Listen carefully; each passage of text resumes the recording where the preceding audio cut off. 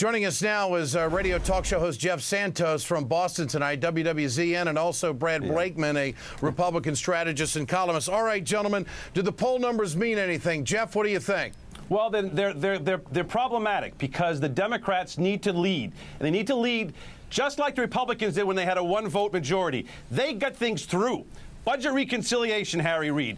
You do it, 50+1. You get the first part of it done with the whole concept of health care. You go to jobs. You get it done 50+1 with Joe Biden and budget reconciliation. So That's how you do it. Jeff, you think that Harry Reid should say reconciliation right now? I mean, have you heard enough from Joe Lieberman and Ben Nelson and the lot? Enough of Lieberman, enough of Ben Nelson, enough of Conrad and Mini Max Baucus. Let's go with people like Tom Harkin and Chris Dodd and our friend Bernie Sanders. All right, Brad Blakeman, why are the numbers going where they're going? Is it just the slow pace of the reform, or is it people all of a sudden are disgruntled? What's your take?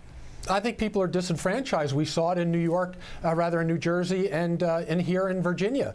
People want jobs. They want the economy fixed. They don't want a manufactured crisis on health care to trump that which concerns them. That's the economy. What good is affordable health care, assuming the Democrats could give us that, if they don't have a job to pay for it? So I think the voters spoke loud and clear. First, then we can do it. The economy's number one. Don't you guys get it? The economy's number one. That's why not one Republican voted except Olympia Snow for the first stimulus package. That goes to help people. And the stimulus is an utter failure, even by our president's standard. It's going to get done. It is a failure. And it's going to get a second one done because you guys are not going to vote for it. The money has not been spent, and the president promised. That's what you guys like to do in the Senate. No, the president promised that unemployment would not go over 8.5% if a stimulus was passed. He failed. It's over 10% nationally. Okay, so Jeff, hold on, gentlemen. Play with numbers all day long. The fact is, Republicans don't care. Now we're going to play with numbers. Come on, it is what it is, and the economy's number one. The Democrats can't see that. It is number one. They're hell-bent on put some jobs front and center. And the American people want jobs. All right, gentlemen, I want to bring in another issue if I can. The Justice Department made a huge decision today.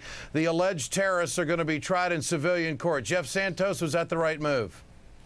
I think it's the right move. We gotta be careful about overreacting to every decision that comes out and makes us look like, oh well, it could be bad or could be good. It's a fine decision. Let's move forward. Brad, what do you think?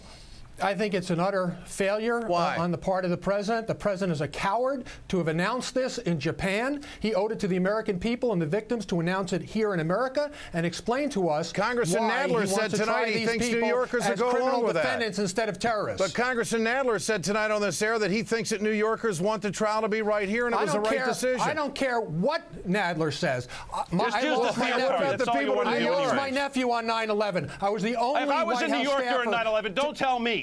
Don't give me that stuff, because I was in New York in 9/11. I saw what happened firsthand. I don't care where you were. The fact of the matter is, it's dangerous for America to treat this as a criminal prosecution and a law enforcement operation instead of the 2004 campaign. All right, Jeff, one final question for Brad. Why is it dangerous for America? Why would we be less secure when we have tried terrorists in civilian court before, and the ones who hit the World Trade Center in '93 are behind bars right now?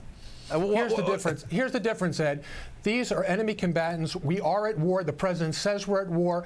Why treat this as a law enforcement over to Afghanistan and Iraq? We send the military. These guys are enemy combatants. They're not criminal defendants. I disagree, but it's going to all work out. Gentlemen, thanks for your time tonight. Coming up in the playbook.